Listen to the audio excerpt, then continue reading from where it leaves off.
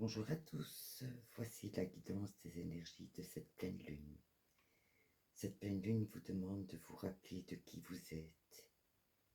Il y a une énergie de retour à l'essentiel, pas forcément devenir quelqu'un d'autre, mais enlever ce qui brouille votre propre signal. Cette période parle d'identité, qu'est-ce qui vient vraiment de vous et qu'est-ce que vous portez pour habitude, loyauté ou peur de décevoir. Vous savez déjà plus de choses que vous ne croyez. Les réponses ne viennent pas de l'extérieur en ce moment, mais bien d'une mémoire intérieure, d'une intuition plus calme.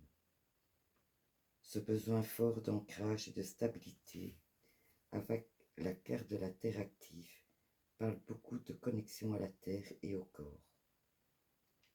Cette pleine lune n'est pas juste mentale ou spirituelle, elle demande du concret.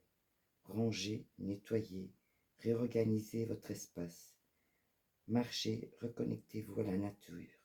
Écoutez ce dont votre corps a besoin.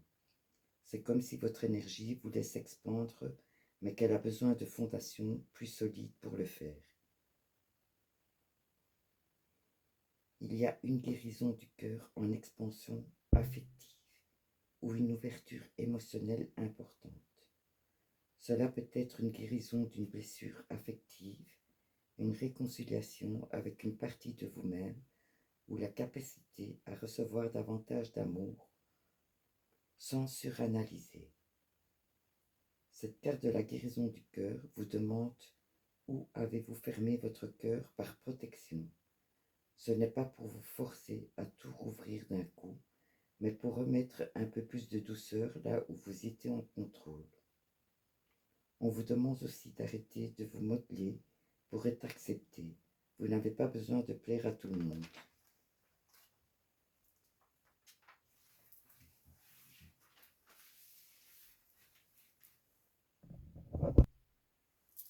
Désolé, j'ai dû couper la vidéo. Cette énergie dit plutôt que votre chemin n'a pas besoin d'être compris pour tout le monde, pour être juste. C'est le retour à soi avec un ancrage concret et une ouverture du cœur. Affirmez votre authenticité. En amour, il semble que pendant cette période, on demande moins d'adaptation excessive et plus de vérité émotionnelle. Ouvrez votre cœur sans vous perdre. Une évolution vers des liens bien plus sains. L'amour n'a pas besoin que vous diminuiez votre lumière ou à vous expliquer sans cesse. Si vous êtes en couple, cette période favorise des conversations plus honnêtes. Il peut y avoir besoin de redéfinir certaines attentes ou limites. Pour les célibataires, vous attirez davantage ce que vous incarnez pleinement à la personne que vous êtes, pas quand vous essayez de correspondre à une attente imaginaire. La carte finale insiste là-dessus, avec élégance assez brutale. Désolé, ne le prenez pas mal. Tout le monde n'est pas censé être votre public. Posez-vous les bonnes questions dans vos relations. Ou est-ce que vous cherchez encore à mériter l'amour au lieu de simplement le recevoir? Arrêtez de dissiper votre énergie pour être partout ou convenir à tous. Les actions favorisent sous cette nouvelle pleine lune, c'est d'organiser vos finances ou projets.